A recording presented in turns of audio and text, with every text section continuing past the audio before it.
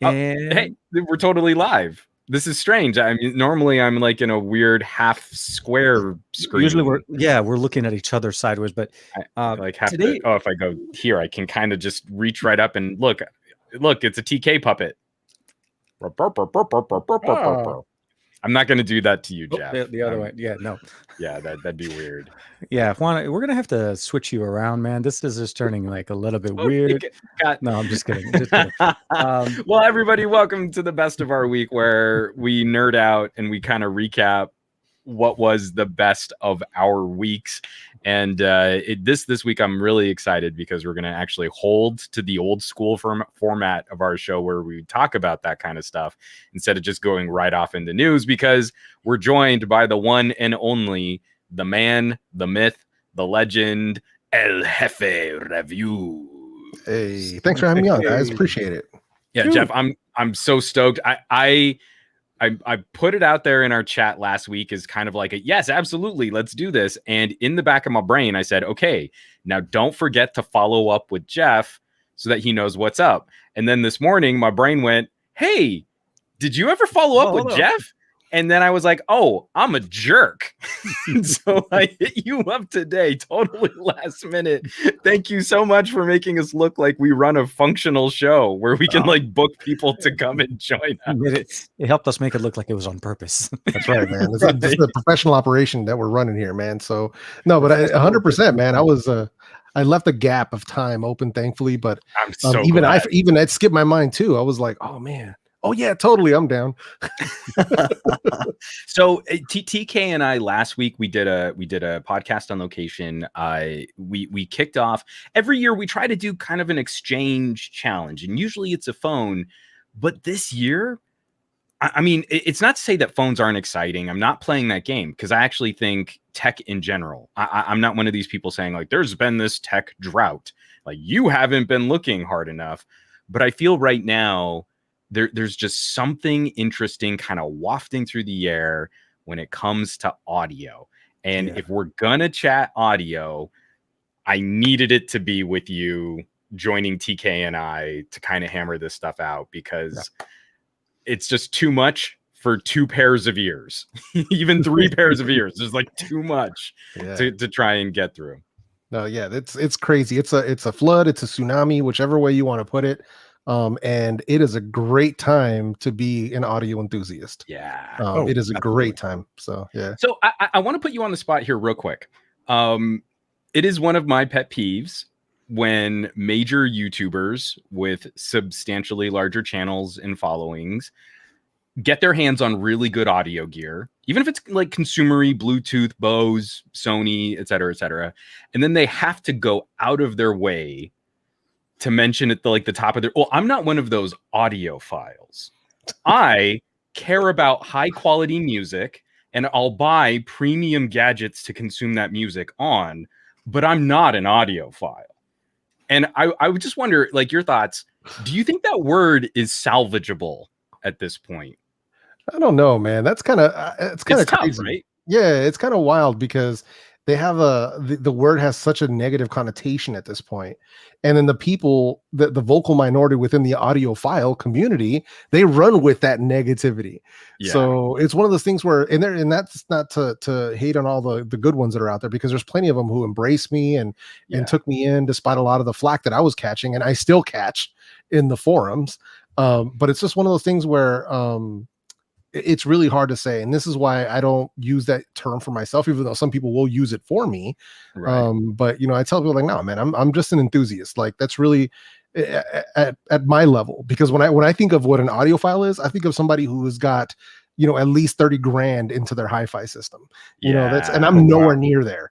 So yeah, I mean, like, again, even for some of like the nicest headphones out there, like, I can't treat my room well enough, let alone putting in like speaker systems that would really do justice to that kind of gear. I used to jokingly call myself an audio snob because I had this high threshold for practicality. It wasn't necessarily fidelity or audio reproduction. It was like, can I go take this out on location, hit it with a hammer, and then still have it reproduce sound? Cool.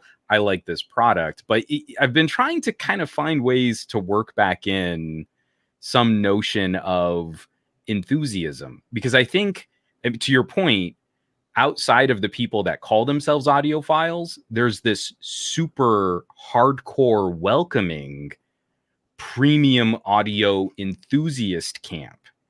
And like if you show up to like a headphone review or something like that, and you show like you're really interested and you're asking questions and you're sort of into this stuff, it's actually a surprisingly welcoming community. But you take it to the people that actually describe themselves as audiophiles, and it's maybe not the best look. Yeah. Sadly, sad but true. Yes. Well, I mean, so the reality is we have a lot of hardware that we can talk about. The challenge, as Juan was talking about last week, we took a slightly different direction. We wanted to go with basically portable DACs. That's really the THX. He and I were basically doing the Helm versus the THX, both portable USB-C DACs that are super fun to play with, very easy to use, plug and play almost pretty much, with the exception obviously of the right player and the right tracks, obviously. And I think I got the better deal of the two.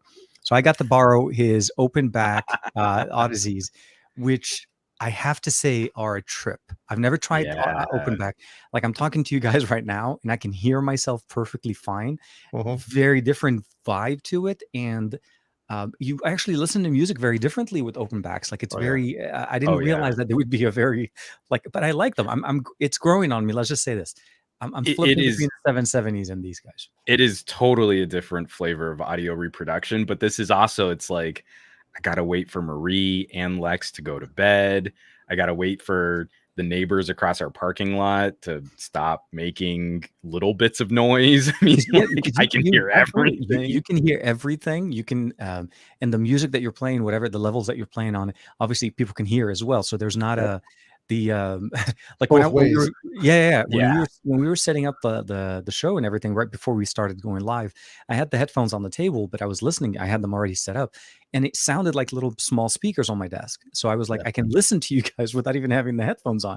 Which again, thank you, Juan, for letting me play with that. Sure. We'll dig into that in just a bit. I want to throw Jeff one more question here because of especially how TK was kind of setting up our challenge, and our trading this year wasn't phone based. For anyone who's catching the stream or the replay or the audio podcast after the fact, I have to credit Jeff here. It was largely your channel that rekindled some interest in Bluetooth audio for me. Specifically true wireless, because I had played with so many of those early garbage, like just it was bad. Gray label, just put a sticker on the side for whatever the company was supposed to be, but they were obviously just mass-produced garbage. And this was years ago. And then I caught some of your coverage. I forget exactly what video it was, but it was like, oh man, this guy's like talking about a range of stuff here. This sounds a lot more interesting than what I had kind of walked away from, thinking it would never really get that much better. Now I gotta know, because we're talking about like USB and dongle DACs and stuff like that. What does your cabled strategy look like right now for like wired headphones and stuff? Yeah. So, I mean, like, you know, I still feel like there's a good argument to be made for consistency. I think Bluetooth codecs actually do get us close enough to quality that many of our not all, but many of our listening experiences could be swapped. They could be traded fairly easily without too much distraction. But because there are still times where we want a consistency of connection, or there is a special kind of like higher fidelity idea that we're trying to capture, what is it that you might reach for right now, like in your sort of, you know, general vicinity? What do you plug in right now to get that job done? So, I mean, yeah, if I was going to do something along those lines, like if I'm going to be walking around or just a wired solution, like especially like if I'm not sitting at my desk, because if I'm at my desk, I have the stack. So right now I'm testing the iFi Zen DAC, and I usually am using either these Philips, but usually my Sennheiser 6XX or my Hyphaman HE400. Those are the planners. Those are so clean. Yeah, so usually I'll use either of those when I'm sitting down. But if I'm going to be walking around with my phone, I'll plug in the iFi also has the hip DAC, so it's like a smaller little green guy. So I'll plug that in, and I'll usually run a set of in-ear monitors, whether they're the ICO OH10 or the OH1S, you know, or the Moondrops. I really enjoy those. Very smooth sound. But usually something along those lines that I keep, like there's stuff that I keep really handy nearby. The FIO BTR5 I keep handy. Like if I'm gonna go in the backyard and stuff. So BTR, the BTR has gotten so much attention this year, but my wife, she got rid of her LG. She swapped to a Pixel 4a 5G. Right. She could hear the difference between those headphone jacks. Oh, I'm sure. Oh yeah, easily. So now when she cares about the audio, she's actually on a BTR3. Oh, nice. So she got herself a little BTR DAC, and sometimes she'll even run it cable connected. And my non-techie, non-audiophile wife is rocking a separate dongle DAC with custom molded ear tips for her earbuds. It's just like, you know, it warms the heart. That's right. No, especially the whole story around her getting her IEMs. That to me is awesome, because my wife is the same type, like with no earbuds. You know, and I have the craziest amount of earbuds, and not a single one fits her. So she's a headphone girl. So she rocks headphones. But yeah, it's the same thing where I realized, like after watching that story, I'm like, so she probably would need custom molds if she wanted to get some sort of IEM action going. So yeah. And especially as we're all getting older, you know, I kind of feel like you get into your 30s, maybe into your 40s, and I think more people could proactively do with a conversation with an audiologist or some type of hearing specialist, just to see, you know, like I know I have a lot of friends that say things like, oh, well, you know, I've already lost so much hearing. What are you going to do? And you're like, well, save what you have left. How about? Yeah. And especially for like what my wife went through, it really changed how I almost just started swearing there. I was that not good person who would give advice unwarranted and not understand the real challenge. Like, well, maybe if you squish the foam and you twist it, I don't know, babe, you're probably just doing it wrong. And like when we went and got her molds done, it's like, oh no, her ear canal is literally physically incapable of fitting the stock on most headphones, let alone an actual ear tip on those headphones. I should shut up. Well, cool. I kind of, you know, you gave me exactly the kind of answer that I was excited to hear. And especially because a part of this challenge that we're going to talk about later is TK not only getting my THX Onyx, but his first pair of planar magnetics. So again, it's just like sharing the audio joy. He took it to the next level. Definitely. I had to put together a proper care package. Oh, hell yeah. The THX with some planar magnetics. Yes.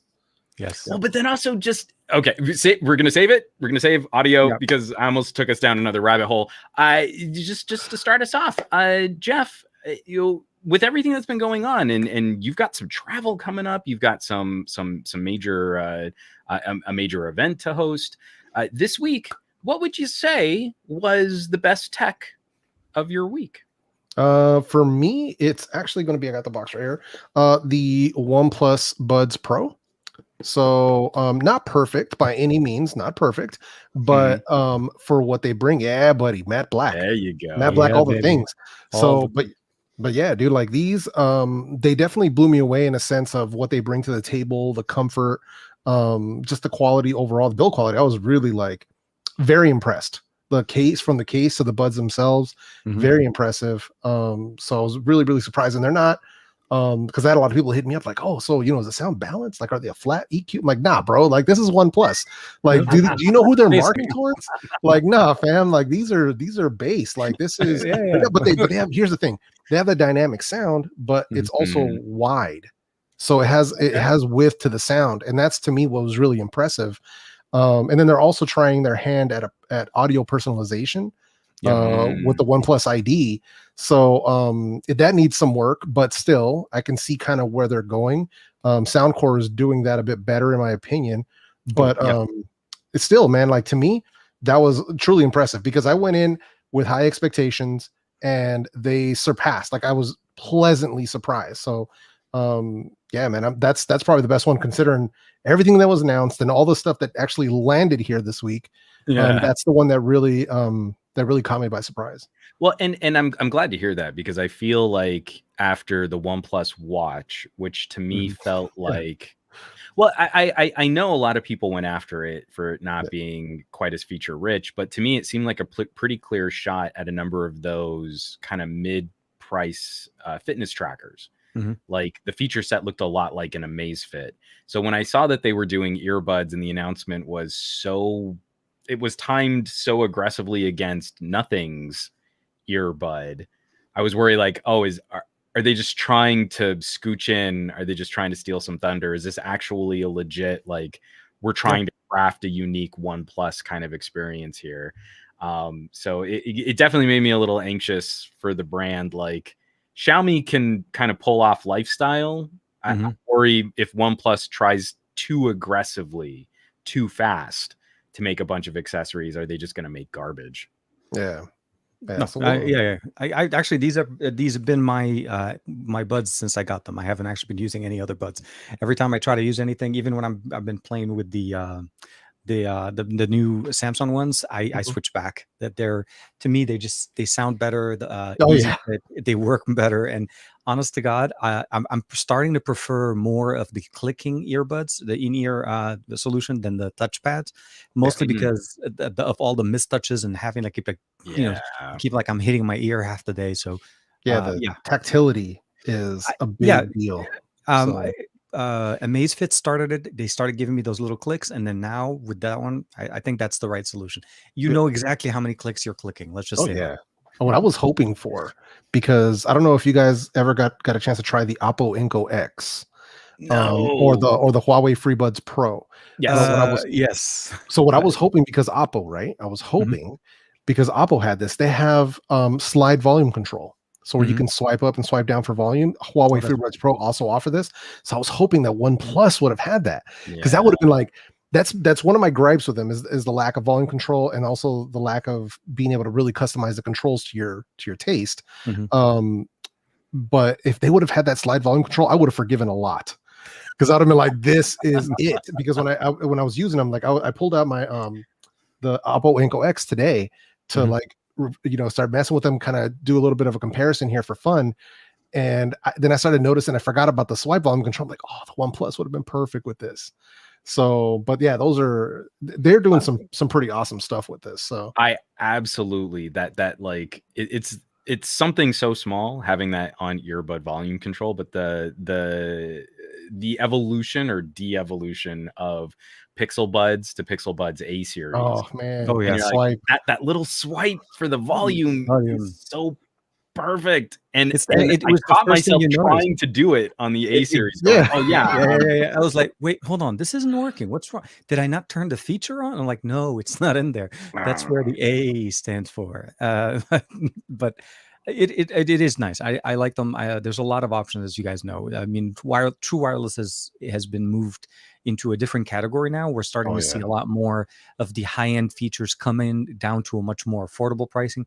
Actually, the ANC on the OnePlus Buds were surprising for me. The level of that decibel suppression that it was able to do, as long as you use the right ear tip. I always say this in the videos. Make sure you use the right tip for your ears if they fit, of course. The ANC on them is really good, and it's considerable, especially when I'm editing video. It kills my PC, which sounds like it's about to take off. So that to me is worth it. Or if I have like the AC or anything like that, it helps. It helps a lot. Oh yeah, it's like minus 40 dB or something like that on an ANC Max.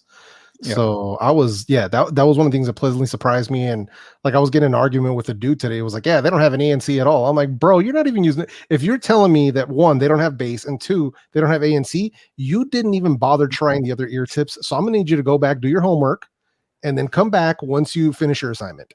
Because it's definitely also been a trend, I feel, in some of the commentary on tech commentary. I'm being a little bit more careful about the videos that I'm putting out, because I feel there's been a number of tech reviews out lately that have gotten some major points wrong. Oh, dude. And I don't want to be that guy. Yeah. So I'm trying to like make sure I've actually done my homework, but it's also it's one of those things too, where it's just so painfully clear. Yeah, I did this and it didn't work at all. You're like, well, I don't think you did. Yeah. I don't believe you. I'm calling you out, bro. Like, because that's literally what's been happening, and it's cool. Like, I know when I put out a OnePlus video, that my video is going to get pushed out to a completely different audience, which is fine. I don't have a problem with that, and it goes elsewhere. And I actually purposely demonetize those videos because of where the audience region is. It's, I just want them to watch it, enjoy it, have a good time with it, and everything. And but it also invites a new level of trollery. And it's one of those things where those guys that were trying to argue with me, and I gave them one answer and I walked off, and that was it. And then people were trying to DM me on IG and Twitter to continue the argument. I'm like, yo, dude, go outside. I don't think you get how this works. Yeah, right. It's like, dude, man. So yeah, but it's one of those things that happens, and I don't mind, because the thing is, I like them, and as many OnePlus fans as there are out there, there's also a lot of OnePlus haters. And but either way, man, I mean, if it's good, I'm going to call it good, and if it's not, I'm going to say it's not.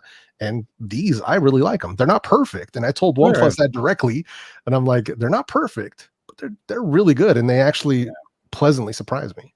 Well, and it's also just that level of nuance. I think we've turned so many of these conversations into just binary win fail, right? Basically. And it's okay for there to be a concern on a product and still recommend buying it. I mean, as long as you can express to the potential consumer, like, yeah, it does all these things really well, but you might have an issue over here. It's going to change your behavior when you use them. That's the concern. And then you walk away and you get on with your life. And it seems to me that it's like, it's actually the techies that seem to have the hardest part letting that argument go. Where when I talk to the normies in my circles of family and friends, they go, oh yeah, I guess that makes sense. Cool. Well, thanks for letting me know. Still going to buy them. You know, like they have no problem. Internalizing, not every gadget fulfills everybody's needs equally the same.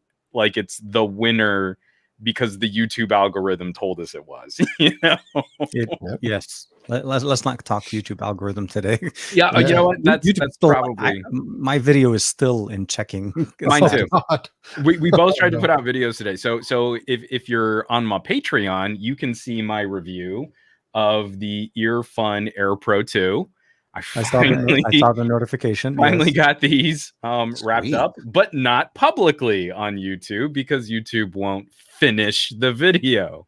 Yeah, there's a glitch, dude. So there's a reporting error in analytics, and there's a couple of things. So when we come across them, we report it in like just within our company, we'll talk to each other and let people like, hey, there's a glitch going on, because people will hit us up like, oh my god, what's wrong with VidIQ? I'm like, that's not us.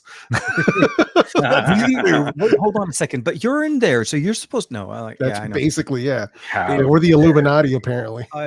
Dude, and I spent like most of my afternoon. I re-rendered the video in multiple formats, multiple files, trying to upload, read it, and every single file I post, checking. It's the check system. And of course, YouTube did end up reaching back on Twitter when I posted that comment, and they're like, we're looking into it, and they're forwarding it to the right people. But in the meantime, the video's not live yet. So we'll see. I would say YouTube not the best of your week, but TK, what tech was the best of your week? Oh my god, yes.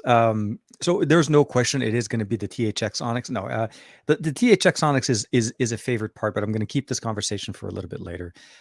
Surprisingly, actually, the Samsung Galaxy Watch is the best of my week when it comes to tech.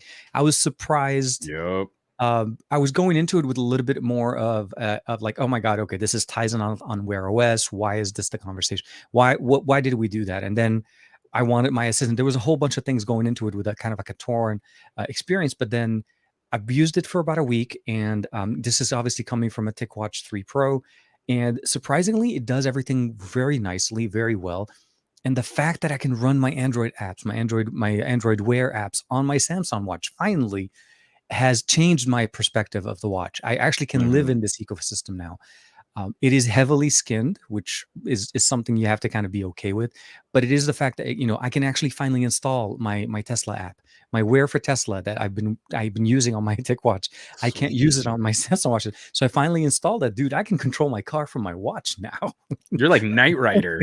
I'm like right there. Yeah, Hasselhoff has nothing on me right now. So yeah.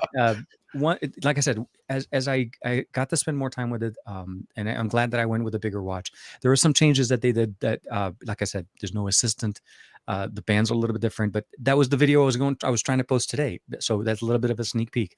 You'll see a little bit more about it hopefully tomorrow morning. But pleasantly surprised. Battery life can use a lot of. See, it's like when you go from a watch. Once you leave a TicWatch, though, I mean, that's tough. But it's a deep dive into the yeah. I have to charge it every morning. TicWatch Pro 3 to the Galaxy Watch 4. Yeah, I'm missing that second display. Oh man, the always on display on it is decent, but it's not a consistent one. I was hoping it would be more consistent. It's based on whatever watch face that you're using. And this is why I prefer the second display. I miss having that notification or that ease of use without having to turn on the display. But other than that, I think like I said, they have a good one. Definitely a very good first effort on Android Wear 3.0. But it is kind of like what we heard, right? This is the skinnable version of Android Wear, where OEMs can actually make it look the way they want. It's kind of like Android on a smartphone, and that's what Samsung did. They did a very good job making it so that if you came from a Samsung watch, you would have no idea, with the exception of the app in the app drawer, that this is actually not running Tizen. You're in the ecosystem. So long story short, the Samsung Watch, Galaxy Watch, the classic 4 LTE. Long title. So that I'm still enjoying it. So a lot of fun for sure. Good but deal. Maybe we can throw that back to Senor Juan Carlos. What is your best of your week, my friend? How has your week been? I got to throw in a curveball here because I didn't even clue you in when we were talking out notes on what we were going to talk about for the show. First of all, I do want to the shout out on the Earfun. That you can pick up active noise canceling earbuds with a really solid ambient mode. Like surprisingly good ambient mode for $60. They'll lose fights to buds that cost 2 to 3 times more, obviously. But this is startlingly good territory for someone who doesn't want to break the bank and still be feature complete. So I definitely got to give Earfun kudos. I basically just spoiled my whole review. You don't even need to watch the video anymore. But a couple weeks back, we talked about my shenanigans getting my audio interface replaced. And how Focusrite stretched it out. It took almost a month. I mean, it was almost a month of my recording interface being down before I could get a replacement. I have a different tech support story to tell of this fine foldable. This is not my launch Surface Duo. My launch Surface Duo last week stopped charging. And I literally had 6 days left on my warranty. Oh man. And so I did the oh hell no in the angriest, whitest, most entitled tech voice I could. Oh hell no. Contacted Microsoft. They put on a big thing in their chat like, well, did you try resetting it? Now try wiping it out. What's going on here? The battery would always show 100% and then it would just shut off. So as soon as it would use any battery, it couldn't go down to 99%. It just nuked it. Jeez. So this was the beginning of last week. I sent in the support ticket. They said okay, well, based on everything that's happening here, what you'll receive is a refurb, and that's how we'll complete the exchange. But we're sending it out first. Nice. So you save the packaging and then send us back your Duo after you receive the new one. 36 hours from submitting my ticket, a brand new not refurbed, but brand new retail unit, bumped from my original 128 gig. They sent me a 256. Nice. Sweet. Nice. And then I took my old not working Duo and I put it in a box and I sent it out to them. And I just got the notification today, like, yeah, we received it. It's all good. Do you mind rating us? Cool. And that was it. That was it. Yeah. From the beginning of last week to now. Like, that was the whole exchange. And I had the Duo before, like, I had to send it back to them again for all of the ridiculous hoop jumping that I had to do on this, like, mid-range. It's not their lowest end Focusrite. Like, I was expecting way more pulling of teeth and gnashing of hair and frustration. I actually have to give a kudos. Like, the Microsoft support hooked this up, and yeah, you know, it's because, like, they've got a bunch of them sitting on shelves. Oh, I don't know. Just give them a 256. Whatever. We don't care. It's still refreshing, though, that they still took care of it. And like you said, it wasn't a refurb, and it was a bump on the storage, which is actually even nicer. Yeah. Because now you got even more functionality out of it. So good. Yes. Good aftercare is such a turn on, bro. It's so hot, right? It's so freaking hot, man. It's as a techie, a good aftercare, a good return policy, and good customer service, bro. I'm like, that's a major tech boner. I'm not trying to get you demonetized, but we're not monetized yet. Not that kind of conversation. I'm the emoji with the hard eyes when that happens, bro. But yeah, so I have to share that story, also knowing that Sam, I don't know if Sam's still in the chat, but unfortunately Sam's Surface Duo took a tumble today and he cracked the casing on the side. Yeah. I think I saw it earlier. I think he was in the chat earlier. I don't mean to rub salt in that wound, but I did have to share where, again, I complain so frequently when companies drop the ball that, like, I think I'm gonna have to do a standalone video comparing both of those experiences, like how not to do good customer service and how to do better customer service. So I have to give Microsoft the kudos on that. That was definitely the happiest of this week, was getting that sorted out and having it be so easy. Absolutely. And I think, like I said, those are the type of cases you want to hear, especially when, I mean, I was actually very surprised because I used the same audio interface as you did. I actually took your recommendation back when I was putting my setup together. And that's why I feel so frustrated with Focusrite, is because for the longest time, they were my go-to recommendation on this kind of hobbyist level of audio recording. And now I feel like, you know, we take this stuff so seriously and we rely on these things in ways that we didn't used to when I was really deep into consulting on home recording for voice actors. Like, that was 5 and 6 years ago. Like, the world was a completely different place on how you would plug a mic into your computer. Now I feel like I can't, you know, I have to recommend spending a little bit more, checking out some other companies. It's not even how much I really like the recording quality of my Focusrite. Hey, Rod. Oh my god. It's not even the quality. I feel like the quality is great, you know, even at reasonable prices. It's, can I trust the company to fulfill an in warranty problem? Yeah. And they couldn't. They don't do their own support. So even if you're in warranty, you don't deal with Focusrite. They send you to another reseller that then handles all of their support issues. And I can't tell someone to do business with that company because they literally pass you off. Yeah. Even though you supposedly have this legal agreement on the support of your product. Yeah. No, well, I mean, so first things first, I'm glad that you got your interface back. So at least it did take a long time, and you're at least you're back up and running, because I noticed you're using the mic. You're back on the mic tonight. Yeah. We're not using nothing's wrong with the Rode, which, by the way, you do sound great with that. So yeah, I'm glad that worked out. So we did. So far we're talking about a lot of really great things, but I got to talk about one thing, Juan. What's up? What is that thing on your face? Well, I mean, it's called a mustache. No, definitely. Maybe a little bit. Yeah, right there. What is so I don't really wear glasses. Is that what you're getting at? I'm about to say you're copying my style. You're copying Jeff's style. What's going on, Well, man? I feel, I feel inspired, and I look up to you two gentlemen in this live stream. I was gonna Literally say look you are up to you literally two looking up to gentlemen. us. No, so these are the View Lite.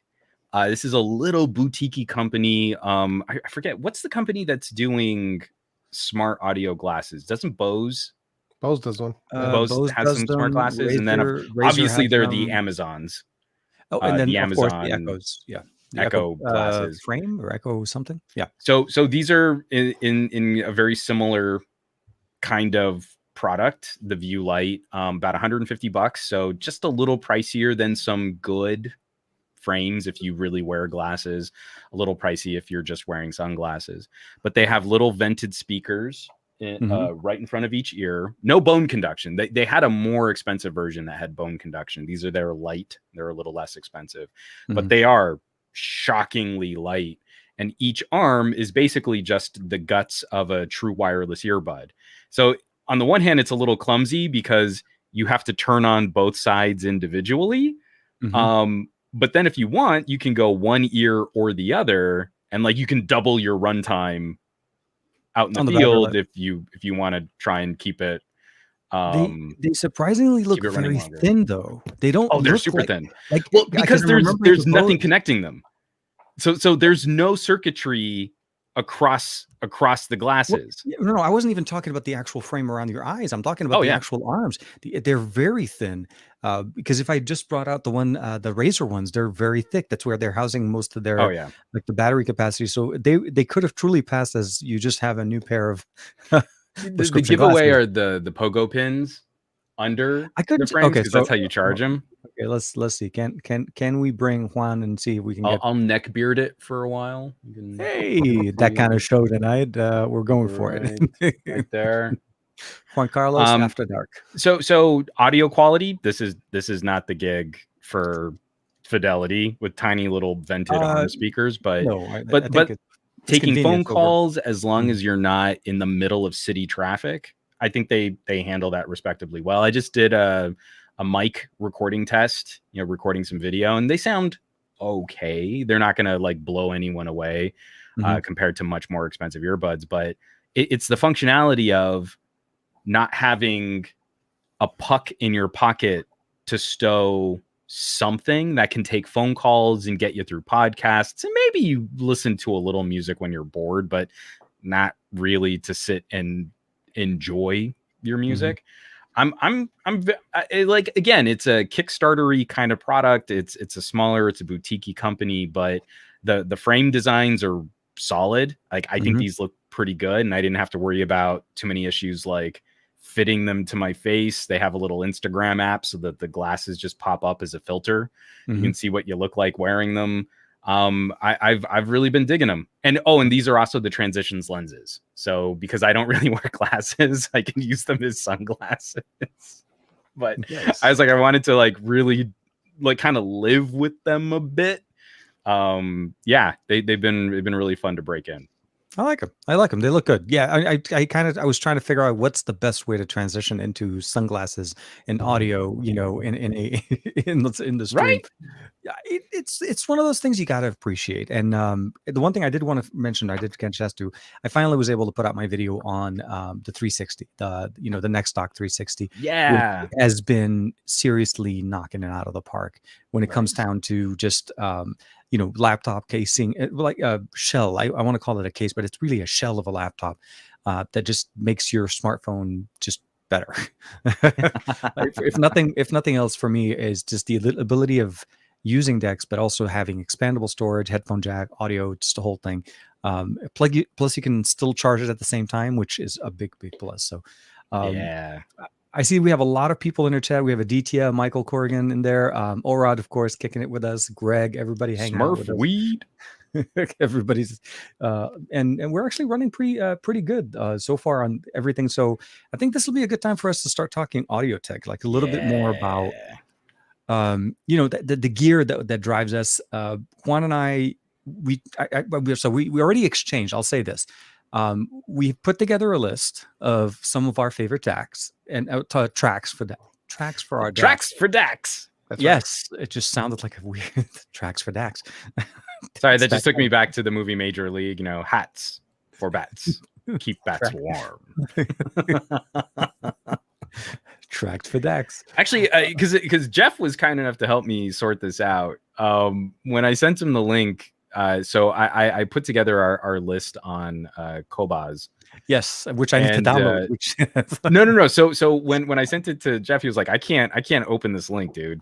And like, what are you talking about? Now, obviously, I was logged in, so the link I created, you had to have an account for. Absolutely. But there is an open version of that link that we can share, and everybody can see our full playlist. So if you give me a second, I'll pull that up while you keep talking about other stuff here. Yes, and Russ, just to kind of answer your question, yes, I still have my Mate 40 Pro. Nice. I plugged it in as well because it runs desktop mode for EMUI. So it's always been my thing when it comes to DeX and EMUI desktop for Samsung and Huawei. They've taken the platform so much into the next level that what everybody needs to live up to. So just to kind of do a good demo with the 360, I just tested out there, and I was hoping at some point we were going to get our hands on the Honor Magic 3 Pro. Yeah. And once I do, I'll be definitely testing that out. I want to see how that. So I dropped the playlist in the private chat. Oh, okay. I still have the tab open. I'm like, I better not close this tab, man. We worked too hard for this. Right. So let me do this. I felt like such a doofus too. I was like, here's a playlist. You should be able to check it out. I can't. Oh man. No, I was in the same thing. So you sent me the link and I'm clicking and I'm like, I need to. So I put in 15 songs. TK, you put in what? I think 11. It was like 10, like yeah, a little, about a 10 or so. Let me. I think we have a hilarious but healthy overrepresentation of Daft Punk on our playlist. Yes. So nonsense. There's never enough. Actually, when I sent him the list, it was like, what was the track that you said we should add, Jeff? Doing it right. Doing it right. That's right. I was like, where's so we need at least one more Daft Punk song on our 30-track playlist. and so the list encompasses a couple of things as far as, it's different. Some of them are unique to, Juan, some of them are unique to myself, but we actually did have quite a bit of overlap between the I think I pegged it between you and me, TK. I think your tastes lie just a little bit more electronica and my tastes lie just a little bit more hip hop. I noted. Yes, I'm a little bit more country. You're a little bit more rock and roll. So when I tried to look a little bit more on hip hop and stuff like that, I ended up going back to some of the older tracks, but unfortunately I couldn't find them in higher quality audio to be able to sample them. So it wasn't that the selection wasn't there; it was just availability for me. So it was more about the songs that I was listening to. I always try to listen to them either in mastered or in HD, depending on the player. I use Tidal most of the time. So for me, that's where where the library was coming from. But yes, there is a big difference when it comes down to electronica. I grew up with electronica. Trance, dance, EDM is a very big part of what I listen to, but it evolved from acoustic music. So for me, it went from like when I used to listen to Enya and Yanni, and so those more melodic sounds. And then I also love to be able to flip it over and just have a lot of bass and just bam, bam, bam, bam, bam. And Jeff, because we've had conversations sort of offline about things like we have Tool in here. Yeah, well, I wonder who put in Tool between the two of us. But we've had some of those conversations. What are you using now for your higher quality streaming? Now that almost every outlet or every service has their own sort of flavor of either masters or lossless or something like that. Mostly I'm using Amazon HD. Oh, so, nice. Yeah, because they're doing like 24, 92 Ultra HD. So a lot of FLAC. 96, 24, 96. Yeah, 24, 96. They're doing a lot of that. So I'm like really impressed. They upgraded anybody who's using their service. They upgraded everybody to HD for free. Like you don't have to pay extra for that now. Exactly. So I thought that was a pretty cool play. It happened at the same time that Apple did their thing. So Amazon was like, what? No, y'all ain't doing that. So so that was a good move for like all of us. We all win. So it's basically a combination of that and Apple Music. So a combination of both, and everything's set up so I can use their high res lossless, their ALAC files. So both of those sound very comparable, even on my, and I'm running like a proper setup to really take full advantage of them. So it's there. Like it sounds really good. I was using Tidal for a while. Got mixed feelings around the MQA stuff, so I went a different direction. Yeah. But it was just, but it's working really well for me now. And so yeah, I'm enjoying the Amazon one. MQA is a very interesting conversation, and I feel it's something that I still feel like I can't dig as deep into it as I would like, because of how, it's one of the things that makes me nervous about proprietary standards. And when we talk about something like FLAC, I remember when FLAC came out and it was like, oh, this is basically just like a zip container for a WAV file. Okay, cool. I guess that'll take off. But no, that's accessible and everyone understands it. And it is a way to save a little space, not a lot, but I think it's open source though too. So that's the thing. So when I was really lit up, especially around the LG V30 days when MQA was built natively into that the LG music app. I really felt like, okay, this could be something interesting. It's sort of a layered audio file. It plays almost completely accessibly on this one on anything, but then if you have the right kind of hardware, it can kind of expand, like some other type of compressed file. Now I'm starting to feel like that's too complicated. I mean, whatever perceived benefits there might be there, it's making me a little anxious, not knowing exactly how it works. I can pick apart a FLAC file. I know what's in there and I know how it works, and I can't get the same insight on MQA. Yeah. And, well, I mean, so for me, at least with the reason why I love Tidal, at least in the latest updates that they pushed out, now it actually on Android at least takes over the DAC, where it takes over the audio on it when you plug it in. Nice. It automatically takes control of it the same way we do with the desktop client, so that you can get the higher end. That's smart though. Yeah. Yeah.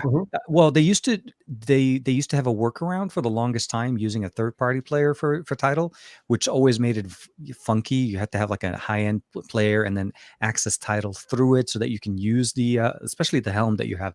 USB Audio Player Pro. Yeah. And I bought USB Audio Player Pro, and then the week after I bought it, they changed the app, and the app now is over. Either way, for me, I do the same. I do Amazon and I do Tidal. YouTube still doesn't actually make it up for me yet, so that's one of the concerns. I have it. I can't get rid of it because it's so cheap.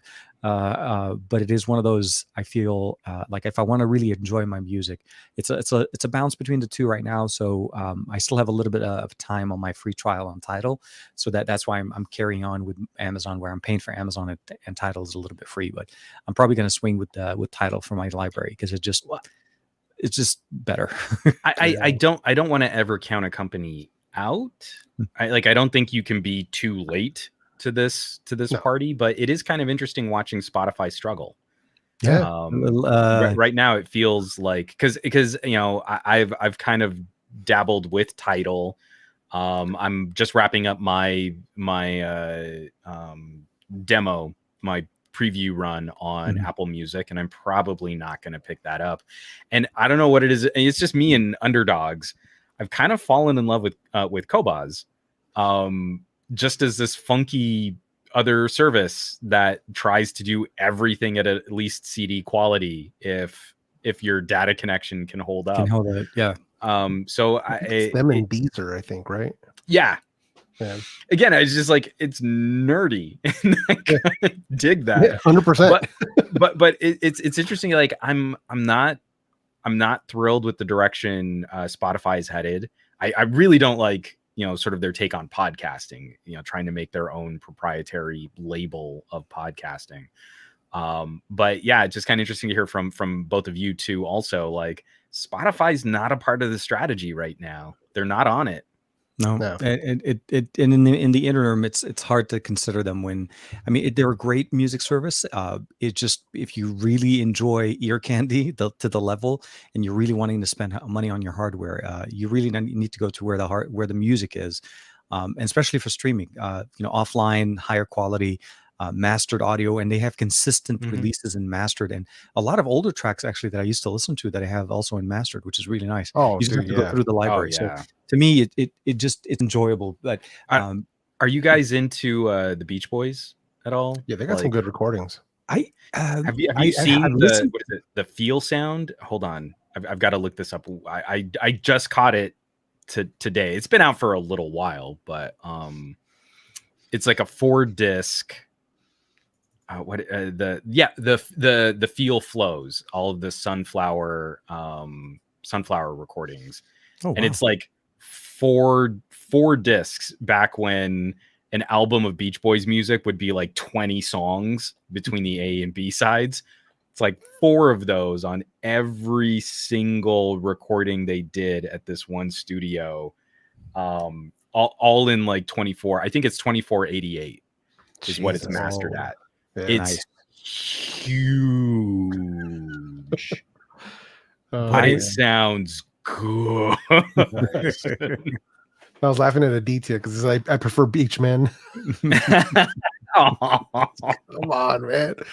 But yeah, no, I totally agree though. Some of the older music, when you're hearing it through these remasters or in the higher quality setup, like I was listening to a lot of Motown or like even blues and like BB King and stuff like that, or some of those recordings that are much more analog, but in this higher quality bit rate is so good.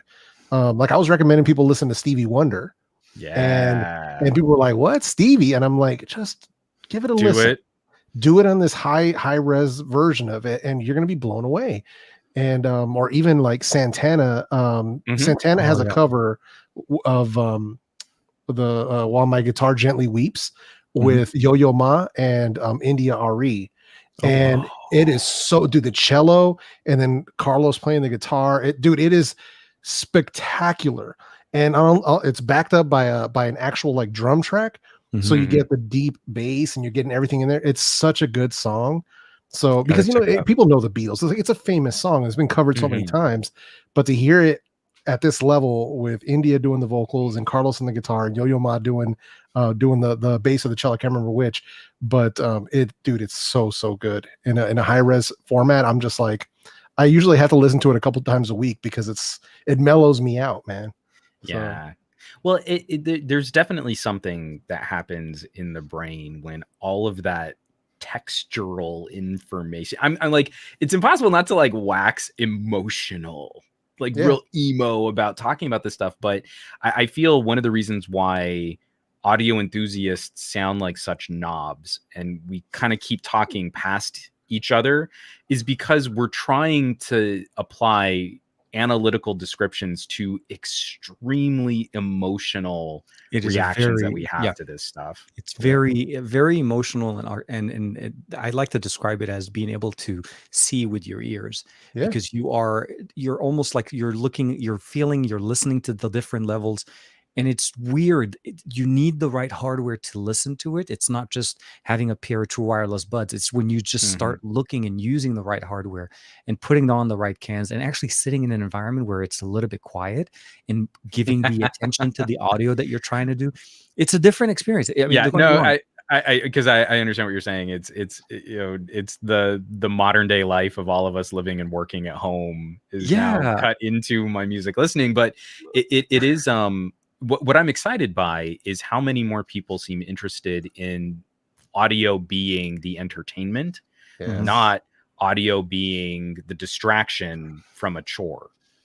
And to just sit and not be surrounded by screens for a moment. And, maybe it's being run off of my phone, but I'm not staring at my phone. I can just consume this. And when I really let my focus latch on to this one auditory experience, it definitely draws something out of the entertainment in a way that, like, if I've got Netflix on and I'm streaming an old TV show and I'm playing a game on my phone, my wife's kind of kicking it on the couch and we're not really interacting, blah, blah, blah, blah, blah, blah, blah.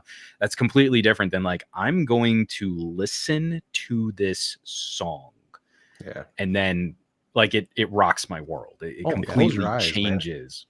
Tell people to close their eyes. That's such a big thing. Like that's something where I was missing the boat on that for a long time.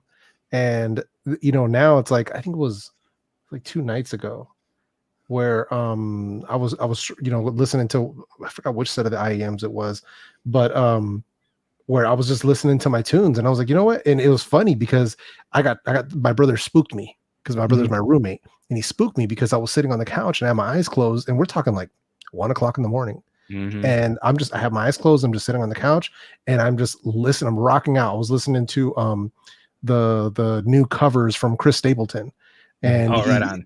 Yeah, so and he spooked me when I was listening to him do the Metallica cover, like Nothing Else Matters, and I was listening to that, and he just like touched my shoulder. I was like,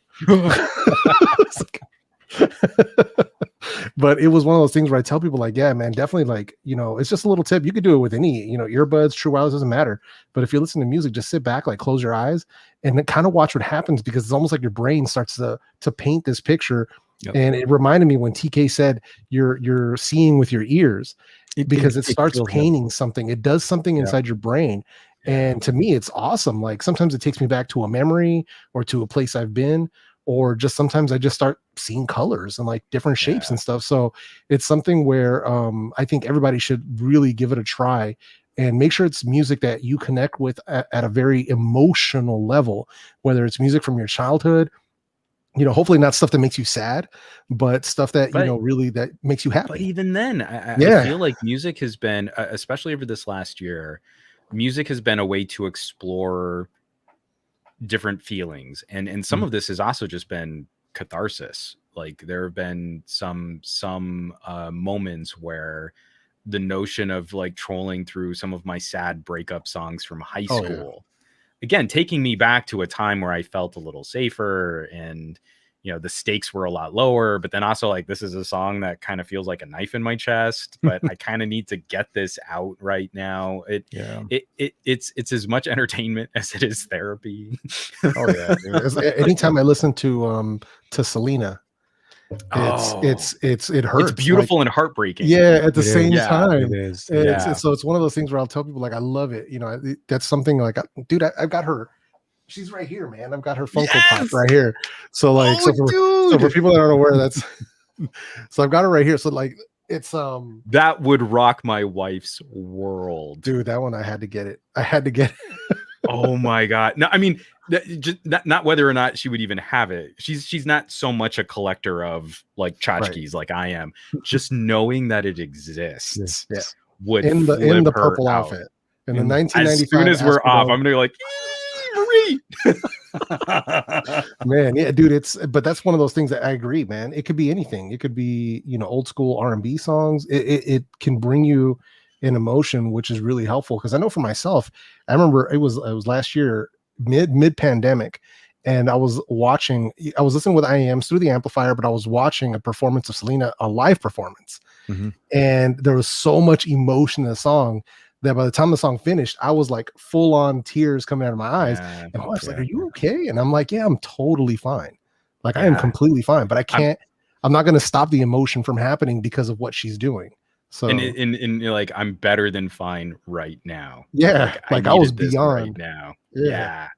It was a tough time. There was a lot of things going on also out there. So obviously everything just compounds on top of each other. But yeah, the right song can invoke emotion, can bring back time and time travel. And some of the songs on the list I sent you, Juan, were actually from my childhood, like early, really long songs that I still listen to right now that for some reason have transcended time. This, to me, a song has the ability, like Phil Collins, In the Air Tonight, that bass, that track, just every single time, that first time I heard it and I started doing air move, I'm like, what am I doing? This is not me. And I still do it to this day. So but that's the emotional factor. Like, like Jeff says, close your eyes and just play the instrument, man. Enjoy the music. And it's just a different form of it's just a different form of enjoyment. It is entertainment. And it is very much a personal experience. Your track list may be similar to mine, but it'll be yours and mine will be my own. And like I said, that's the main benefit of it. So it's fun. It's fun listening to you guys talking about that. So I feel like now would be the right time, Jeff, for you to tell the audience here who had the better songs on the playlist. I don't know if we didn't tell you were going to be here to judge. On that note, but I don't even know. It's not a competition, but I feel like I won. No, Juan. So So the thing is, you didn't label them, Juan. So there I is no way feel for him to something know. tells me if Jeff were to There's a really kind of there's look a down the few. list, There's there's a a sudden few. turn There's a from one half few. of the list to the other. There's a few that obviously are on mine. There's no question there. Let's bring Right. back the list just to kind of show our that's I feel like, I don't know, around track 13 where you start pulling up JD McPherson, that most people would kind of guess who supplied what part of this list. Man, Okay, I no, know everybody in the chat knows who put the extreme song More Than Words. That I tweeted that one But out today. that's I again, so I really have to put this out there. It's just hilarious to me that like our musical tastes are so similar. Yeah. We're just on sort of like slightly opposite Venn diagram sides of like sampled music, electronica, and hip hop. It's the list itself also, just for reference, most of the songs that you had on your list are things I've actually listened to. It was Yeah, just the same. accessibility of the content. It wasn't something like it was like, oh my God, I've never heard So of it. Jeff, TK sent me this list and he was like, "Oh man," because I sent him a cloud download so he could Yeah, kind of yeah. like just catch those individual files right away. He's like, Yeah. "Oh man, I don't have these songs downloaded. I guess I could buy them for you." And I'm like, I got them all. We're good. I'm like, okay. You don't need to spend a dime. Yeah. The only one I didn't have was actually a good copy. I have an MP3 of More Than Words. I don't have it in It's like an CD older quality. and it's mostly the only one that's out there that's mastered. It was from a live performance that they did. And it Oh, I even didn't put the live one on there. I put the studio cut. yeah, and it sounded even better when it was done live. Like it was with the Right audience. on. This is that's the reason I tweeted it. I said, if anybody that knows this song knows all the words, because I never remember that, right? But whenever you play the song and you start saying like as they're singing, it is such a memorable song. Right. And just takes it to the next level when they do it live. So they captured that. That was an amazing track. So I liked it. And then of course there was that one little unicorn, Café Del Mar. Mhm. That is a very old song that oh man, again, it's like I said, music to me is very emotional, but it's part of my, like there's a set of tracks that I listen to and I've listened to for years. This is why I use them as part of my list, because to me, I'm very familiar with Did I the get song. the right version of Cafe Del Mar? Yes. Because So you said the Dead Mouse. yeah. So the reason I went with the Dead Mouse one, because again, Right. it sounded more current. The original one it wasn't mastered, and there's no hi-fi even. I think it's it's really old. Yeah. It was around where oh man, what was it? What was the CD store that used to let you listen to music before Blockbuster? Tower It was Tower Records. Yeah. Yeah.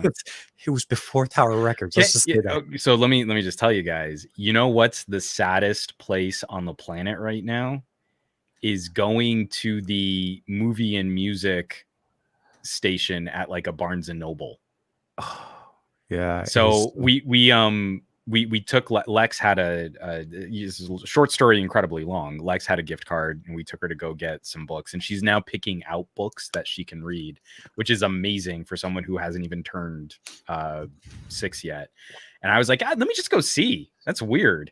And you go in there and it's just mostly empty racks, and it's where they now set like all of the stuff that needs to be shipped back. If something's going to go on sale, it's just piled up in the sides and the corners, and you're just like, obviously not during a pandemic, but it would be really cool to turn this dead space into something like a place to buy headphones, a place to buy music gear or speakers, set up like a little listening booth, and then reach out to companies like Sennheiser or Sonos or anyone who like would want to lease store space, kind of Best Buy style. Mhm. But you could have a much smaller catalog of actual inventory, but then use that as a place to generate like more premium hardware sales. Like you could try out all these Bluetooth headphones and there's like a little listening booth and you can come in here and we can put in an order. Like it would be really cool. Instead, right now, it's just like, it looks like a flea market getting packed up. It's a dying Unfortunately, it's a dying space, but you're right. Yeah, going from looking forward to going down to Blockbuster just to watch, listen to music, what rent movies, all of those Right. tangible experiences that we used to spend hours and days, like anticipation. Like I remember renting my PlayStation in a suitcase. Like that. I used to look forward to the weekend because I would go and rent my PlayStation, the first PlayStation with the games from Blockbuster. And then when they went out of business, I actually bought one of those suitcases that I still have because I love the form factor. Nice. It's a very ruggedized case. You can carry really good equipment in it. So I jokingly put you on the spot, Jeff, as to who was, but I mean, in all seriousness, I'm looking for, those kind of iconic audio sounds that I know really well. TK is bringing some of that he knows really well. I know you're a fan of bringing in, like Santana, is again an artist and a musician that you know really well. What else would you kind of pad out? Because I do want to get us to 30 songs, and I feel like as the guest of honor, a couple track recommendations, maybe not something Daft Punk, because we have way too much Daft Punk already. Yeah, no worries, One man. more time. No, sorry. Sorry. Go ahead. Sorry, Jeff. Oh no, you're fine, man. So usually, I mean, because I have so here's the thing. My test playlist that I'm using right now is 116 songs. Mhm. So and it's still being built out because I haven't touched every genre yet.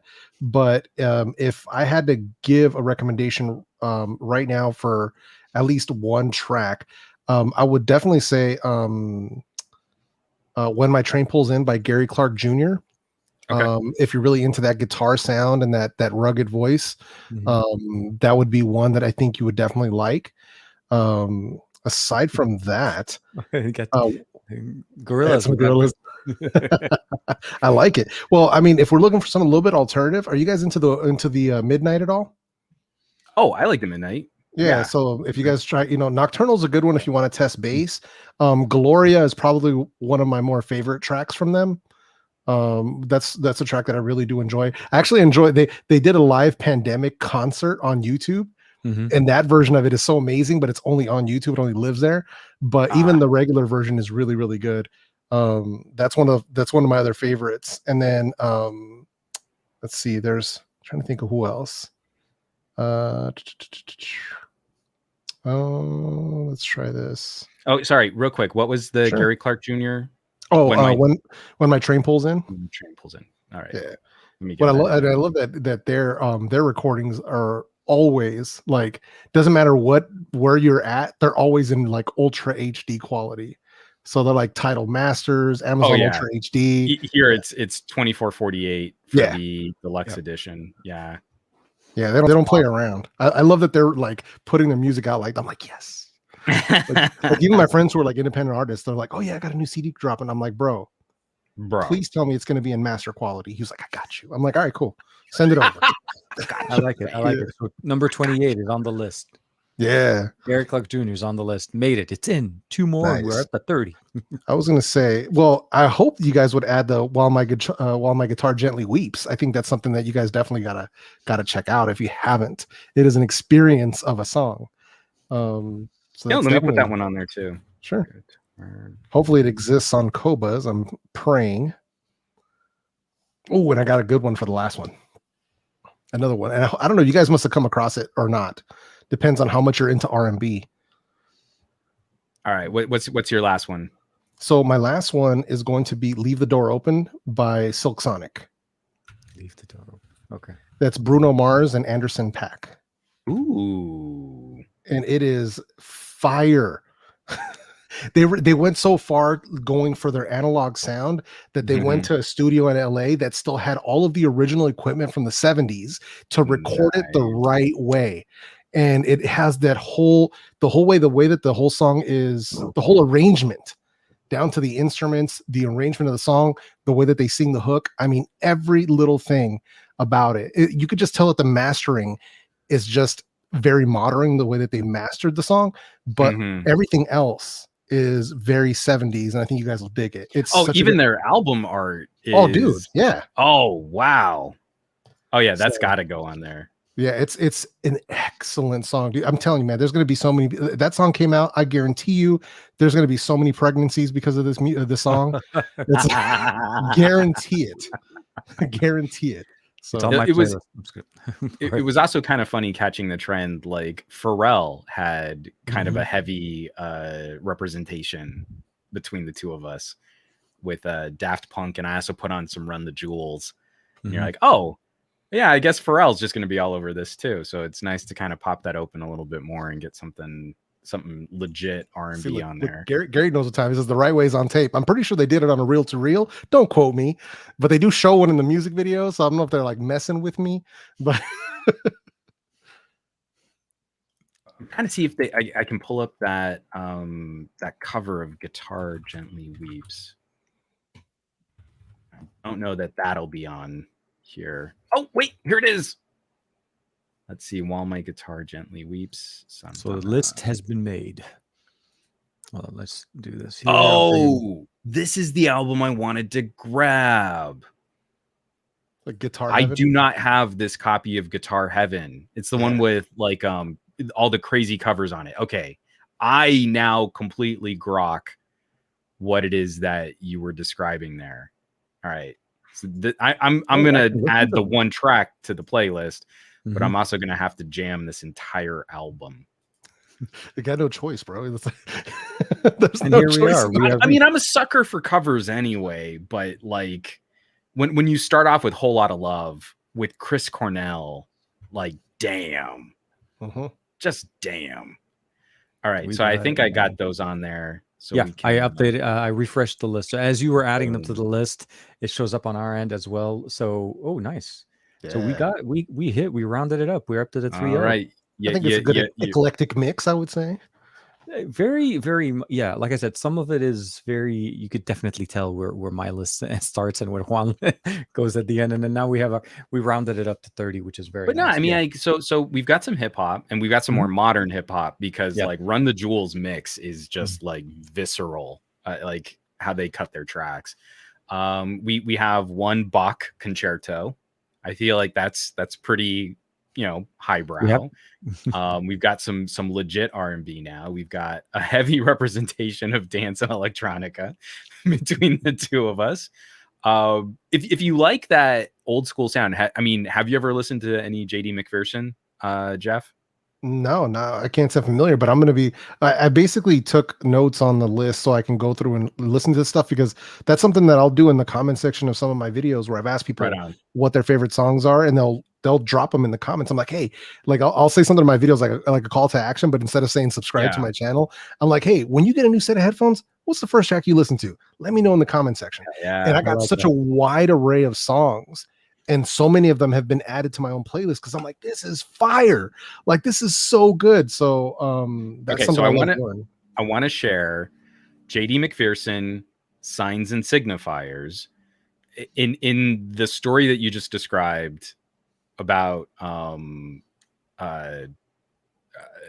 Mars and Anderson .Paak. Yeah, Silk Sonic. Yeah. Sorry, Silk Sonic. JD McPherson writes 1950s era rock and roll and records it on 4-track with old school ribbon microphones and then just does modern mixing to finish off the master. Right.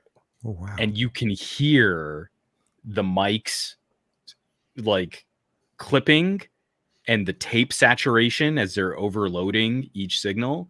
And it sounds incredible. It like I played it for my grandfather before he passed, and he just thought this is another band that I just never heard when I was growing up. Like it's spot on. And so if you just one song, if you listen to North Side Gal, and it sounds like it was ripped out of the 50s, and it was produced like it was ripped out of the 50s. Got it. Gotta check it out. That's like, it's such an easy recommend because like you can hear all the love that went into like replicating the whole production process. Got it. I just added it into my playlist. So Dig I have to check that out. it. Check that out when it's done. It's funny. I have another song called Northside, and I'm like, wait a minute, that's a different one, different person, different artist. That's an independent rap artist from Lodi, but she's Oh, okay. amazing too. Yeah, she's awesome. Female rapper who raps and sings. So yeah, Right on. yeah. I like it, man. This list is nice. Oh yeah, I it's think fire. I think we've got a pretty good, like, again, it's a pretty broad collection. I mean, like, TK, I was so stoked when you brought Cranberries and Oh yeah, Zombie, Nora man. Jones. Yeah, when I and- say and like, I mean, we talked about them before, but like Cranberries and Zombie to me, just again, it's one of those time travel songs. Oh, dude. I jump back to when that song was, like when Cranberries were playing, when Roxette was around, like when they were playing, like, just to me, it's a time and space that Mhm. that song just takes me there. And it's just watching the video before school. oh man, yeah, when MTV used to play videos, Yeah, right. back in that's like, it's sad Yeah, that look, it's oh, look at the detail. What, Cornell did a cover of Zeppelin? Oh man. it is very much one of those conversations that I really appreciate. So the challenge that we're going right now is I think we talked about it, Juan, was like a couple of weeks. We're trying to do it so we can meet Yeah. up again, trying to close it back. And I'll say this: listening to this podcast, like listening to you guys right now during this podcast with the open Mhm. backs, is really messing with my mind like I'm used to it. We've done podcasts for quite some time. Yeah, for sure. I've podcasted for a long time, and I've gone on and talked to a lot of people. But being able to hear you through a pair of buds or not buds, over ears that are as if you're standing in front of me. I don't know why it sounds like you're actually in the room with me. Yeah, And I the think imaging. it's because I am able to hear the room through it. It's not like I'm listening to you enclosed in two Yeah, capsules. I'm right? not in your skull like I usually am. Yes, which yeah, exactly. Living same. rent free in that head. Yeah, it's Now you're just nightmares floating and all. around. Yeah, it's pretty much. No, but it seriously sounds like we're in the same room. We're talking Start together. doing really bad Doppler, like.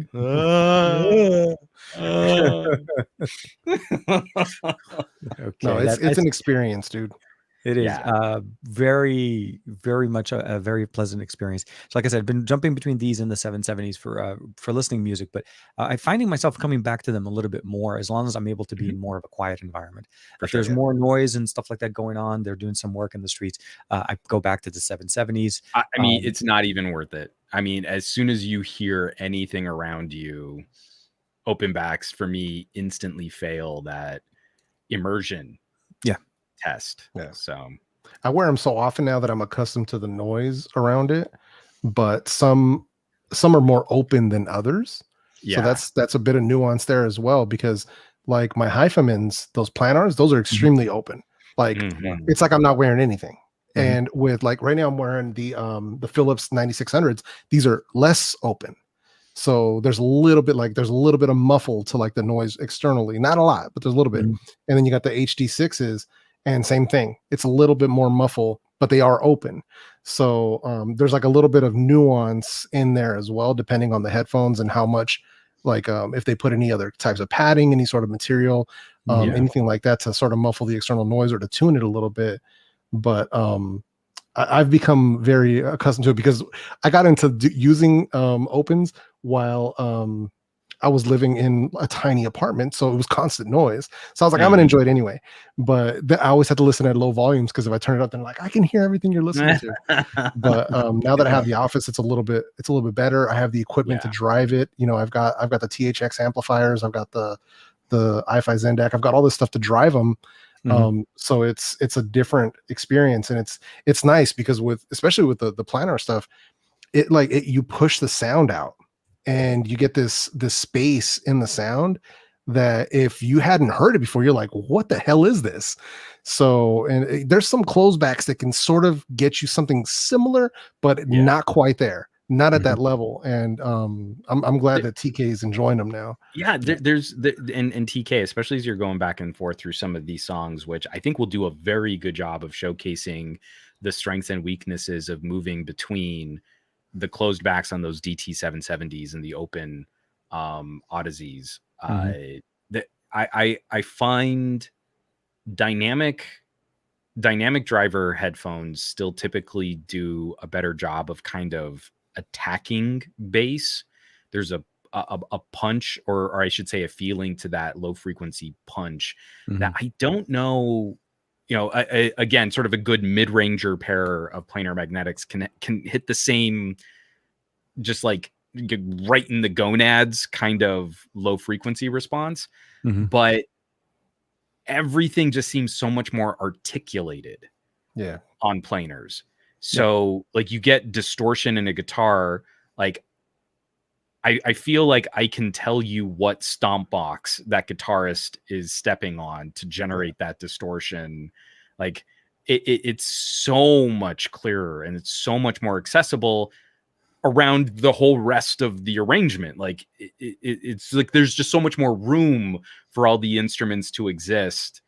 And it's not to say anything bad, because I still love my 770s, like closed back hands when I really want to listen and I kind of want to isolate. Like those are still my go-to, but I'm just such a junkie for, like, I want to be able to hear the exact sine waves of distortion that come off of this production technique from this era of recording. I got to go to my planars. It's accurate. It is.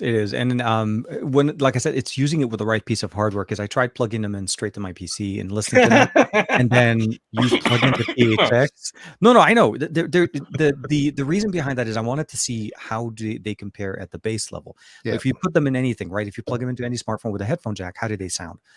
But it's when you turn on the THX, and also when you turn it on and get it actually controlled by the app.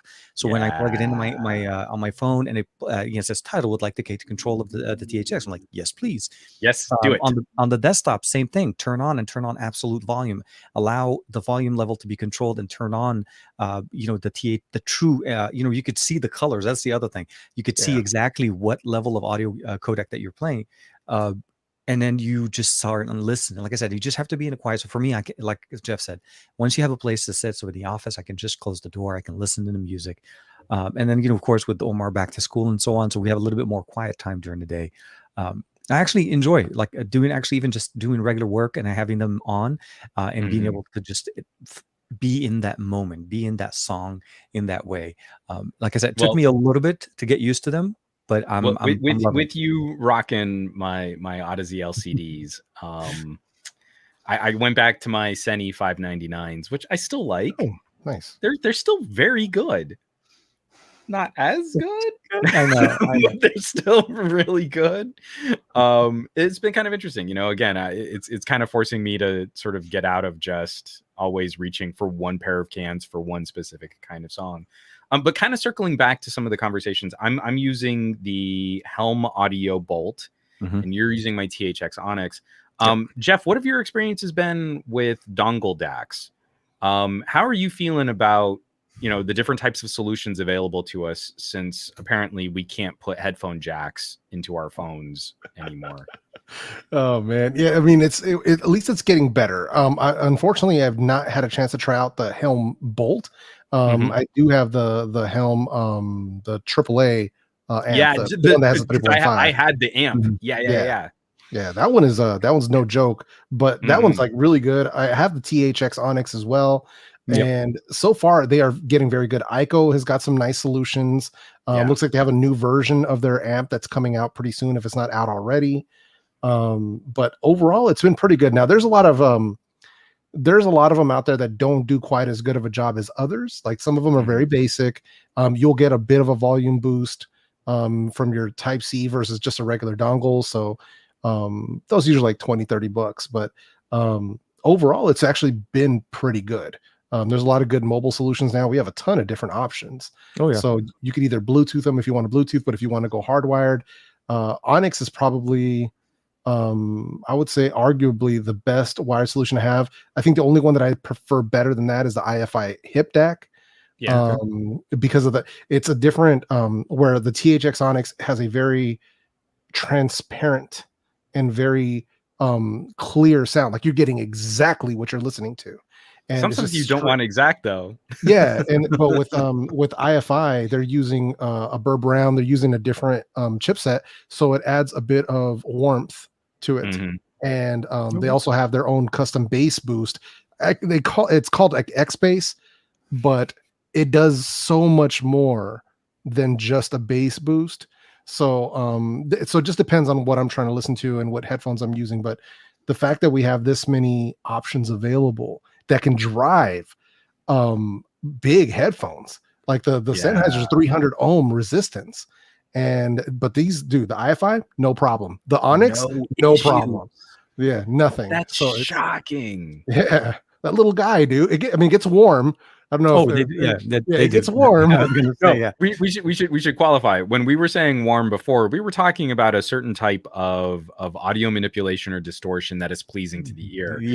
When we literally say that this thing runs warm, no, we're saying that the dongle itself is hot to the touch after processing all of that audio. It actually, it's working. That's how you know. That's how you know it's working. That's exactly, yeah. If it's burning your finger, you know it's working. That's how we do it here. Well, I just think about, again, allow me to LG shill for just a second. I got to play with the Apogee, the little Apogee stick. It's not a full input output. It was just a DAC amp for output. That thing was great, was loud, had a quad sum ESS DAC, and that thing ran hot. Oh yeah. When I would really get it going. And I just think, like, we used to put that in phones. Like, I don't remember my LGs running hot to the touch to process a similar quality of audio. So I mean, like, whatever work they were doing to make that functional in the electromagnetic noisy space of the inside of a phone was actually pretty impressive. But yeah, it is kind of interesting that something this small is now a reasonable solution for someone that does want to step up and invest in significantly higher quality headphones. And it's like the gateway drug to actually like dedicating some desk space to getting like proper amps and DACs, like, kind of like in a old school like VCR combo setup or something. I've been I've been extremely impressed with what these little things have been capable of driving. Absolutely. It's so crazy. It's so crazy what they're able to do with that stuff. And like I said, and I keep saying this to everybody, not even just in the wireless market, and the things that are coming, like 2021. Oh my God. So, but even just now, it's such an amazing time for what we're doing and for people who enjoy it. And even just for the average consumers, because even they're going to benefit from it, even if they don't care, like they're going to benefit from it as well. But like, we've got so much stuff coming. I know Juan's on the inside of it, but I'm just now in the past couple of days getting word about aptX lossless. That's coming out of a derivative of aptX adaptive. And I'm just like, hell yes. So, so there's so much coming, dude. Like the feature sets that are coming out, multi-point is going to become much more common in 2021. So from some of the inside words I've been hearing from some of the sources that I have. So I'm just, dude, it's going to be so good for everybody. And I'm excited. Like I've been excited for 3 years, and it's like, it just gets more, I'm getting more excited. So it's crazy, man. Yeah, it's definitely a part of a conversation too, where I think it kind of leans into the thing that makes all three of us excited. Isn't just it's a new phone and it has a bigger Geekbench score. It's like legitimately we are driving experiences. There is a consumption experience that I feel a lot of consumers are lacking on. And I know they're lacking when I put my headphones on their skull and I ask them what one of their favorite songs is, and they hear things in their favorite song they've never heard before. The best. I remember I got into a real knockdown, brutal fight with a buddy of mine who was like the drunken 2 a.m. dumb thing to fight over. But like we were actually like in a heated exchange about Ringo as a drummer. Because I think Ringo in the Beatles gets a lot of crap that he doesn't deserve, and he was actually a much better drummer than people give him credit for. And like he wouldn't like concede this point, and I had to be correct, so we kept fighting. And it eventually came down to the fact that like he was just listening on garbage open ear earbuds, and like you can't hear his drum work in 1960s recordings on garbage open earbuds. And I put the 770s on his skull, and he was, this was like 4 years ago. So he was like in his mid 30s, had never heard the Beatles. Yep. He'd listened to the Beatles, but he'd never heard them. Yeah. And that, like, he didn't really fully concede the point, but you could see like something had changed on his face when he started hearing, you know, in Help, that like really intricate background drum work that like is totally lost if you're listening on garbage headphones, and you're like, yeah, he's better than you thought he was. Yeah. There's a difference between hearing the music and feeling it. And Yeah, when you can feel the texture, it's a different experience, and that's the best. Even for me, because it happens to me every once in a while, where I'll put something on, a different set of earbuds, a different set of IEMs, different set of headphones, and a certain color is suddenly more accessible. Yeah. Especially the songs that I'm super familiar with, and I hear something that I never heard before. To me, that is the goal. Like, without even thinking, like, I don't do it actively, like I'm trying to find something, but just when I hear it and I'm like, go back, and I'm like oh wow. Like, there was a track that I was listening to yesterday where I was using these in-ear these IEMs that was sent to me by Aureolus, and they're a bit too treble peaky for me personally, but I was listening to a song that I'm very familiar with by an artist named Haley Reinhardt. And with these IEMs was I able to hear the fact that under the vocal track she's whispering. She's whispering in the so there's a whole. I was just like, what am I hearing? What am I hearing? I'm like turning it up over here, freaking mad scientist fiddling with all the knobs. Like, what is this? And sure enough, she was whispering beneath the vocals, and I'm like, it's little things like that I'm just like, this is so good. Like, that's that resolution. That's the going from 1080 to 4K in your ears kind of stuff. Yeah. And it's so experiential because, like, I can show someone an amazing new TV and jack up the HDR and all the color saturation and crank the brightness and like, oh yeah, okay, that's an impressive new TV. But I have to put your skull in something and point out those nuances, and I can't share that experience like I can. It's an experience with like a projector. You know, a projector is really cool when you set up like a home cinema. That's amazing. Yeah. What you're just talking right there is also another like musical language conversation, because it's not even an overdub. It's almost an underdub. Yeah. Like, and that doesn't even really exist. It was so subtle. Like, you could only pick it up at the beginning of a line and at the end of a run. But it was so subtle that I was like, am I hearing something? Like, I'm like changing ear tips. Like, hold on. Wait a minute here. Like, well, and at first, like, you're troubleshooting when there's nothing to troubleshoot. Totally. I went into full geek mode. I was like, what is happening here? Totally ignoring all the other stuff I'm supposed to be doing, like writing scripts. You know, I'm just over here. What is this? Like, yeah, dude, it is what it is, man. I love it. So when I tell people like that I doing, you know, the audio stuff on YouTube is because I love it, I'm not lying. The fact that I was able to have a channel that leans against something that I truly love is such a blessing. So it makes it much more fun, even if I'm like, and that's what I also will tell people, like, I don't what appears on the channel is only the tip of the iceberg of everything else I'm doing on the under. So, because I don't show everything, I don't show all my cards. I keep so much close to the vest. But yeah, it's fun for me, man. That's why I love having these conversations, man. Love it. It's just, I'm actually very much looking forward just to going through that entire list right now. I'm going to sign up for this month's trial on Kubaz, and just to basically get everything. So I want to put that out there. I'm now nerding out over Kubaz. I'm not expecting anyone else to do that. I mean, if you're inclined to shop a competing music service, give them the month, you know, take them for a spin, the free trial.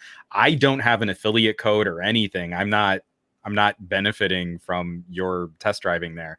But I really wanted to publish this on some way where people could check out the playlist.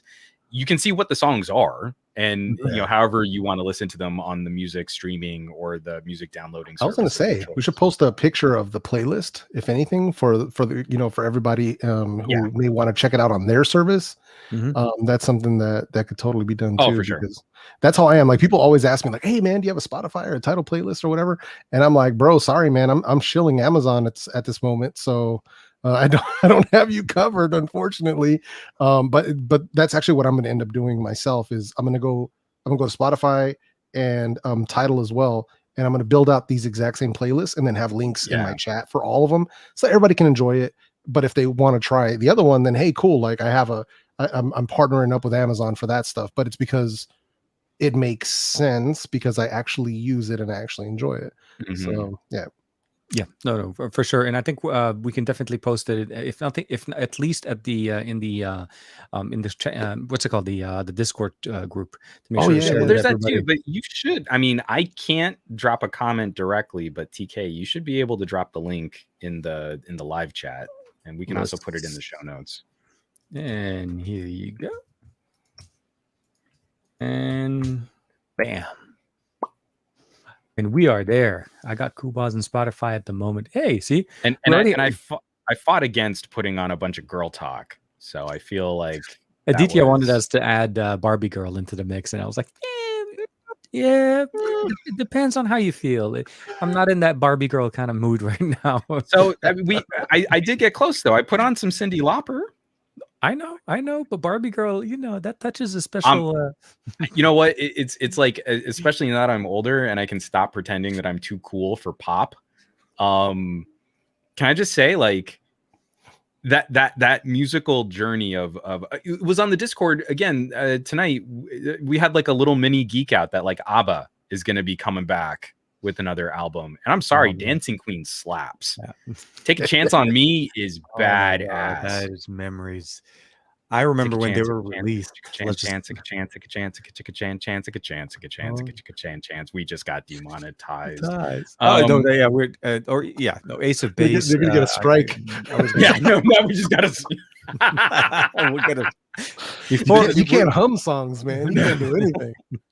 So when I caught I think it's the 2496 True Colors remaster from Cyndi Lauper.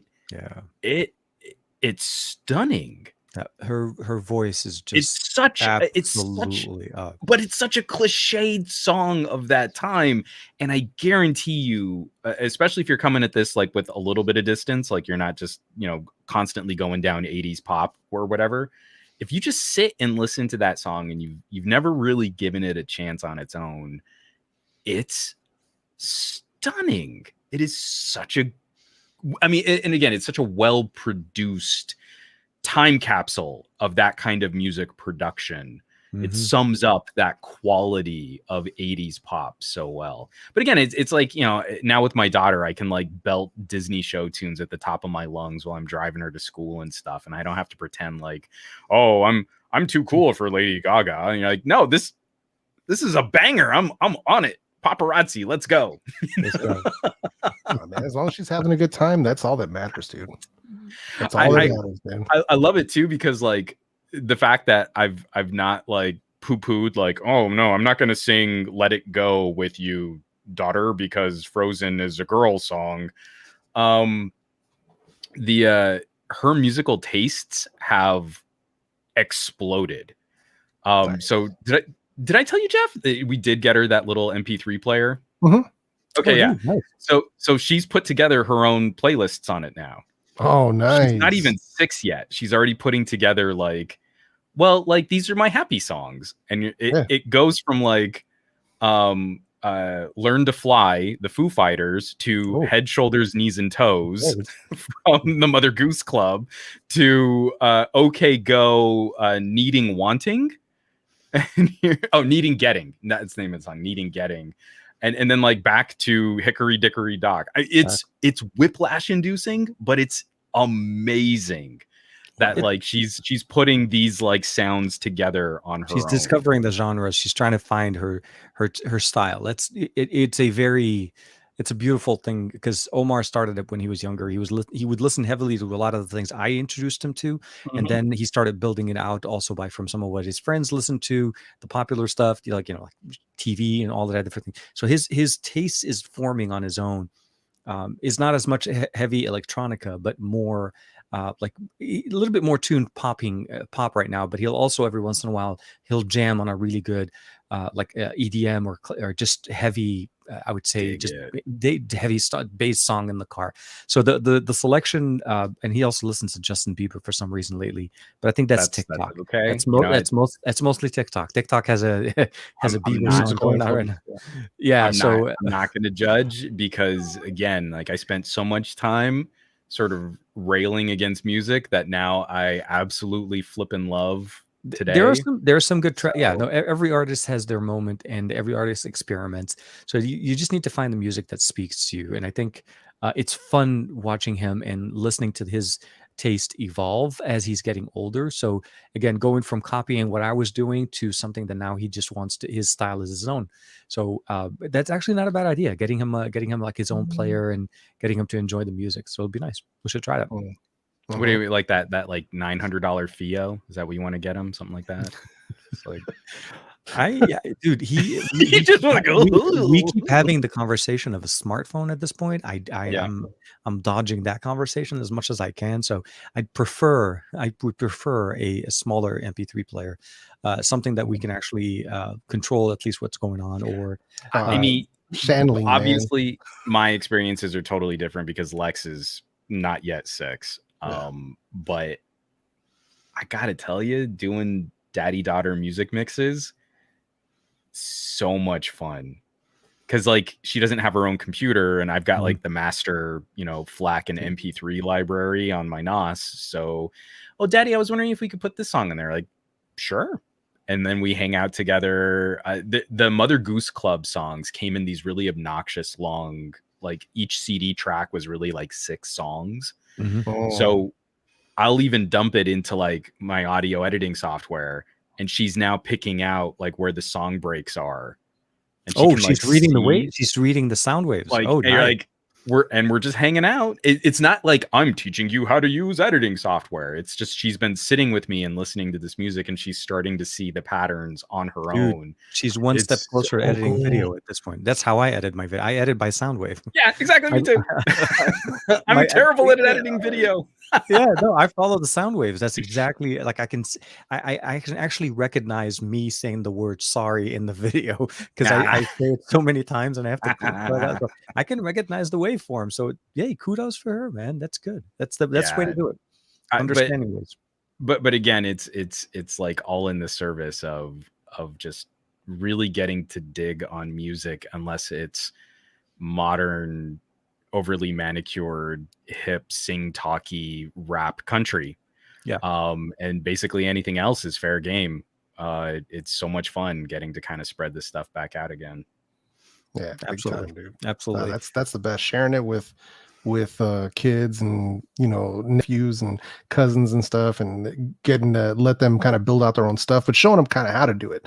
At least the mechanics of it is great. So. But yeah, it's because and it doesn't take much. I mean, the education here is again, I made that big point. Audio is so experiential and it's difficult. I've got to go person by person and like put headphones on them and kind of, but that little spark is all it takes for someone to like at least seek out something that's maybe a little healthier for them to listen on or is like just a little bit more fun to play with. And I think that's been the charm of it.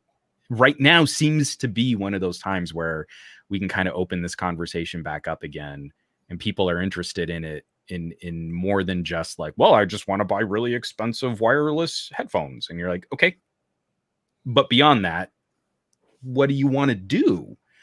And we can do that. And people seem to be a little bit more open to that idea. Yeah. Yeah. We're in a good place for that. So I think that's a change that we're seeing in people in general, and people asking me advice around that stuff, and probably going to be asking a lot of people whether they're in, audio stuff or casually into it. You're going to see a lot of that stuff. Like people who never ask me, and we're even talking about friends, like friends of mine from like high school who have no idea what I do now. Will hit me up out of nowhere like, hey, you were always into this technology stuff. What do you think is a good set of headphones? Right. I'm like, well, you've come to the right place, sir. So, hold on, let me switch over my my audio guy hat real quick. That's let me right. we could definitely He goes over the top. It's like a switch is flipped. Yeah, he's like, and one guy was like, one of my friends was like, how'd you hit me with this many links this fast? And I'm like, it's not my first rodeo, bro. So Well, speaking of rodeos, this is the worst segue ever because we should probably start wrapping this up. And Jeff, I know you've also done an inordinate amount of talking tonight, so I'm trying not to run our podcast out to 2.5 hours like I usually do. so if we see him tweet tomorrow morning, he's like, my voice is gone. We know I'm why. so sorry. It's all my fault. We're apologizing now. You've got a killer project coming up. What else are you working on right now? What's going to be coming to the channel? We've got Soundcore. They just sent over the Life P2 Mini. So these are $40 mini stem style earbuds, basic. So they produce music. They're not noise canceling. They're not ambient. They don't have an app. So nothing like that. But they're excellent. Soundcore does not skimp when it comes to features and value for the money. So they're doing that. OnePlus full review is coming soon, including comparisons to some killer earbuds that are on the market. And then also Earfun Air Pro 2, which you have already had a chance to enjoy. They are excellent. So those are coming up as well. Yes, I like so those. Yeah, I'm just trying to gear up as much as I can. I'm basically working on a ton of scripts right now because I need to really buckle down and start really mass producing talking head videos. Like I need to record a ton of them for the week that I'm going to be off so I can have content consistently going out. But yeah, we got some stuff coming, man. And I'm starting to do the testing for my next top 5 series. So those are the hardest videos on my channel because I tell people contrary to popular belief, I'm not just picking 5 earbuds out of a hat and making a video about them. I'm actually testing 20 to 30 different earbuds and going from 30 to 15 to 10 to 5. And that's testing every single point along there to make sure that this is like the best. And we're talking nuance. 2021, this comes down to nuance because the stuff is so good that it's just, so it's a lot of work. Those top 5 videos are easily 40 to 50 hours worth of work a piece. They're worth it. But that's good to me, the project that I'm working on, so I can get 3 of those knocked out before the holidays. But I've got to salute your commitment to those because my ears can't hang anymore. Oh, dude, it's tough for that kind of critical listening. I burn out, so I have to pace my headphone reviews out, or else I really don't trust what I'm hearing. Yeah. I lose that nuance. Faster now than I think when I was younger. And so when I see you putting those together and I know how much listening you had to do to get there, I also have to sit back and applaud. You're like, better him than me. Yeah, dude, I can't do that anymore. I tell you that I'm really not picking them out of a hat. Like there's people who will do that. Like for a lot of people, it's easy because they'll just be like, oh, here's the top 5 earbuds. Most videos you see on YouTube is Sennheiser, Apple, Bose, Sony, like the top, most expensive earbuds on the market. I'm like, you guys are ignoring the hundreds of other ones. And that's what I'm here to do, is to, really weed through that stuff to find the best ones for you at 50, best ones for you at 100. So trying to really make that happen. And you're right, I do pace myself when I'm doing that testing because it can be it can get overwhelming very quickly. So usually I'll do 5 at a time, write my notes, go do something else, and then come back to it a couple hours later, 5 more, and the next day, and then it just takes a couple of weeks to go through it. But it's worth it because by the time I get that list narrowed down, I'll put that video out, and then something new will come in and like destroy my list, but it's all right. I know that all over. Take this this legal pad and just chuck it out the window. Basically, Yeah. All the earbuds, I just move them off the table. And we still have a few months left on this year. I mean, Oh, there's still an opportunity for quite Yeah. some, some Oh, decent yeah. hardware to come out. So as you were saying, Jeff, I'm really looking forward to some more unique experiences. I mean, like I said, for me, the dongle DACs are so much more functional. Nothing's wrong with the Mm, Q3 because Juan recommended that one as well. But I find it just a little bit too big to carry, and I'm loving the fact that these are small, easy. I can use them with my BNOs. I can use them with an over-the-ear. Anything I use with them just is elevated. It's a Mhm. different experience, and I'm just happy that mobile is becoming more functional on Android, and hopefully our brethrens on the iPhone, on the iOS side someday will be able to enjoy listen well, FLAC and hopefully. it is funny to me, and I've made that joke at many an iPhone owner's expense, and I apologize, but it is the frustration of like so many of these would work great on iPads. The Oh, absolutely. iPad Yeah, Apple has experience USB-C. Yeah, yeah. No. has made this Well, more accessible too the Bolt. for Apple Music. Mhm. And it kills me that like the primary thing that you reach for the most in your phone makes it that one step more difficult on the one phone I know most like have the most access to. And one of the things I do admire, at least with Helm and Bolt, is that they put a walkthrough on how to make that DAC that you have right there work on an Yeah. iPhone. It's dongle heaven, but it is something to say at least. I'm hoping for better solutions. But Yeah, September is going to be a get busy there month. We'll see how things go. We'll see how Mhm. pixels go. We'll see how audio and everything kind of evolves. for So sure. And uh, along the way, I think everyone needs to be subscribed to Jeff's channel please because make Oh, sure to check likewise, out man. that's absolutely one of the main threads of this conversation El that Jefe I tune reviews in all the for. way. El Jefe reviews. Make sure Thanks, man. we'll make sure to add that in the show notes. LFA reviews. That's right. That's right. What's coming up from you, Juan? What's on the short horizon coming up in the next few days or before the Well, S2A? Or tonight are we should going to have post that been video? Earfun. Yeah. But then shortly after that, I will be getting the View glasses out. I've got and another editorial that's going to be going up on broadband connectivity for reviews.org. I'm Nice. playing with Cooler Master's new wireless gaming gear. So I'm going to be playing with a new keyboard and mouse. I'm wrapping up, it's over here by my desk. I'm wrapping up time with that Panasonic RoboCop. Oh, you got a chance to play with it. I did not book. get a chance to talk to them or touch So base on that one. I missed out on the that. the refresh on the 55. Yep. I love modular. It's just all kinds of like rifled components that pop out of the chassis, and it's so satisfying to like click and snick Yep. pieces into a laptop, which we haven't been able to do for a while. I've got way too much stuff. I'm feeling like, Crazy Eddie's warehouse. But so should be some cool stuff. And I just signed 2 NDAs today for some future streams and some review gear coming up that I think will be really exciting. Good And stuff. perhaps I've already said too much. Nice. Oh, also, you know what I just forgot? I'm also back on Amazon. I started back on Amazon yesterday. Oh, so you're back great. on live streaming. Good. Yeah, Good. Yeah. so I'm back on Amazon. Yeah, so now I'm going to be up to 3 weeks, 3 streams per week because I'm going to be doing 2 on Amazon and then my Sunday live show still. But it might be something that I don't know. I might flip it to where I do my live stream and then try to shoot people over there. But yeah, I'm back over there, man. So we'll see how it works. Discoverability is a little weird though because my stream disappeared. I don't know what happened. But it was a challenge. Amazon search isn't built up. I don't know why. No. It's you're pretty much, if you're not live, you're not in front, and if you are and you may be able to find yourself every once in a while, but then at some point, yeah, you're right, they need to build a search. And it was one of the first things I told them at the beginning when I first started working with them. Like, I can't find myself. How do I find my work? How can I tell somebody else to find me? Yeah, exactly. Other than going to my myself. page, if I can't find myself in the tech space that I'm supposed to be, either way. But I'm glad that you're able to bring back the live stream on that one. And then for me, I think it's mostly just focusing on testing out the helm, and not the helm, the THX. Hopefully posting the video about the classic watch, and then I need to get my Samsung, the Samsung, the new Buds 2. I'm a little bit behind on some of that stuff, but you're not missing much.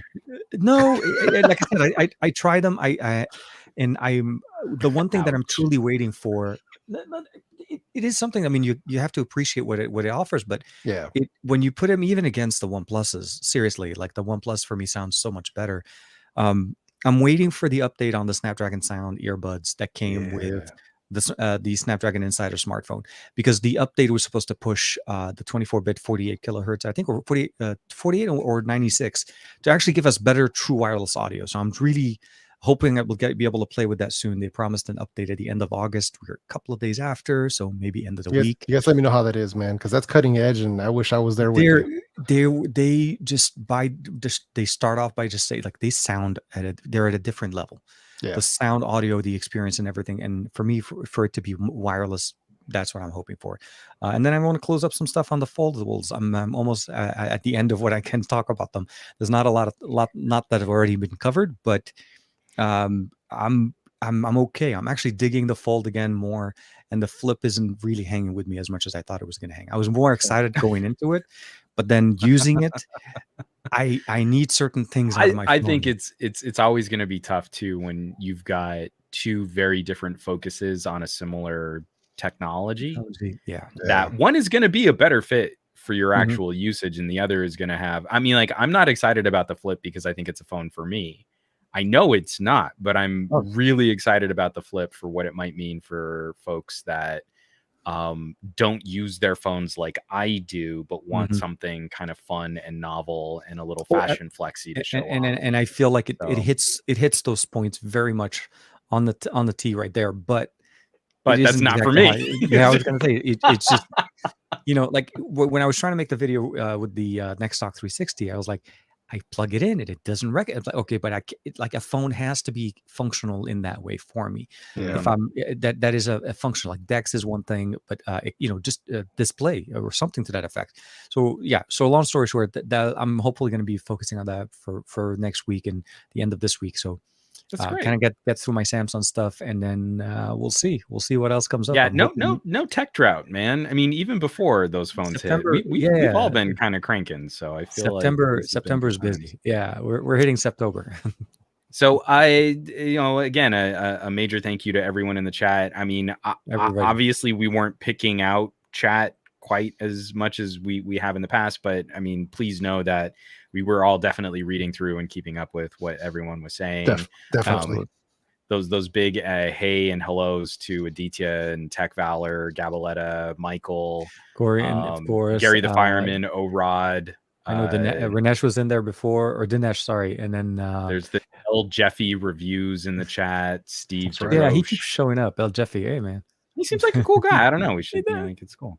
Santiago, I'm doing the whole romper room here, but again, as we're kind of Steve DeRoche is in there as well. I think you already hit it. I'm trying to go further. Wrong stream. Yep. That's not the. And I agree with Gabaletta there. It says I can see Isa having a very interesting take on flip. She has an interesting take on all devices from anything. Like, that's why when she does the rare earbud review, I'm all over it. Like, I'm all over it because I love hearing her perspective on this stuff. Oh, for sure. I'm loving this. The TKception and TK Bays coming into the show. It is a different show, but yes, thank you. With that being, Ranesh, hey man, thank you very much. I hope you guys do well. Again, thank you very much for Jeff for joining us. Thanks to Juan as well for hanging out and checking out those new specs on him. Looking great, looking sharp, listening to all that cool music, mister. The list was shared in the comments. If you guys haven't had a chance to check it out, it will be in the show notes as well. The audio podcast, if you guys like to listen to this after, please check out the link in the description below, of course. And I hope you guys are doing well. You do well and have fun. I'll see you soon, hopefully next week on the best of our week. And don't forget the Saturday Morning with Tech and the SGGQA for both myself and Juan Carlos, where we will be talking to you and chatting about tech a little bit more. Take care, everybody. Stay safe, and we'll see you next week. Bye-bye for now. Bam.